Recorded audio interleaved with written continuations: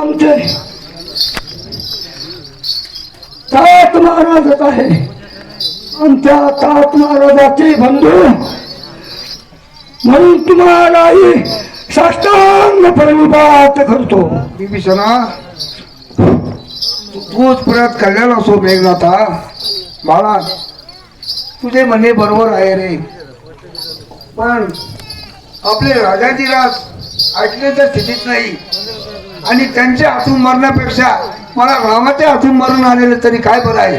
कारण ती तुमची सेना इतकी अनावर झाली आहे, ऐकण्याच्या स्थितीत नाही. तुमचा आता अंतकाळ जवळ आलेला आहे असा माझा अंदाज आहे. किती समजवण्याचा प्रयत्न करू रे बाळा. हे तात, ज्या वेळेस तुम्ही चित्तही करण्याकरता आमच्या लंकाधिपती तात महाराजाच्या दरबारासमोर सिंहासनासमोर तुम्ही हजर राहिला, त्यावेळेस तुम्हाला लाथ मारून दरबाराच्या बाहेर ढकलून देण्यात आलं.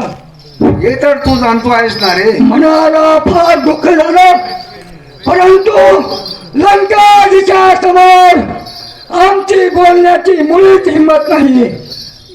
हा मेघनाथ बलाढ्य शत्रूला सोडणारा या मेघनाथासमोर इंद्रजिताचं 33 कोटी देवांचं मुळीच काही चाललं नाही.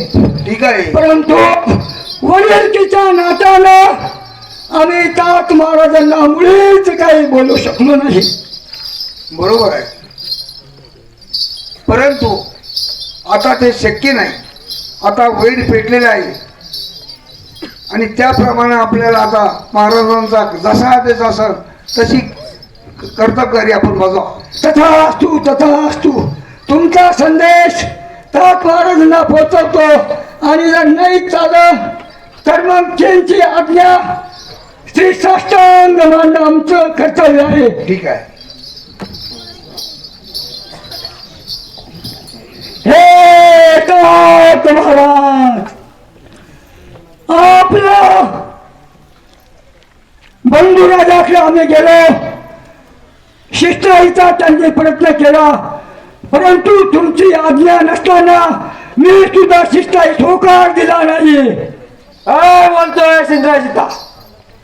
अरे तू आमचा बंधू आहेस, असे मुळीच शक्य नाही.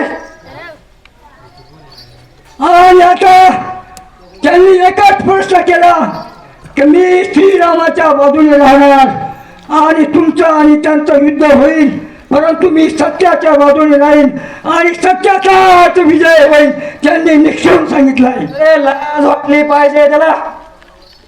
ते आमचा बंधू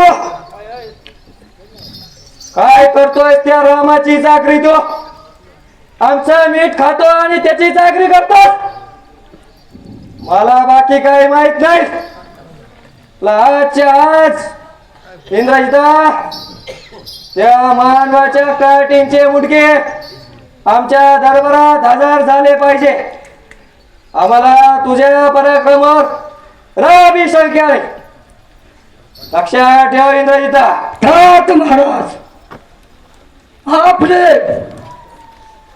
कुंभकर्ण आता जाऊन त्यांच्याशी युद्ध करते आणि त्यांचा समाज कर घेते. हे विभीषणा, 2 मिनिटं. हे विभीषणा, तुम्ही या ठिकाणी आलात, ठीक झालं. सत्याचा विजय हा कधी होत असतो, धर्म संस्थेसाठी हा अवतार होत असतो.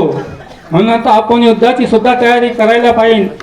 आपले मुख्य ऋषी युद्धाचे कार्यकर्ते आहे, मित्र आहे, वाल्मिकी आहे, वाली आहे, सुग्रीव आहे, असं सगळी सेना आहे.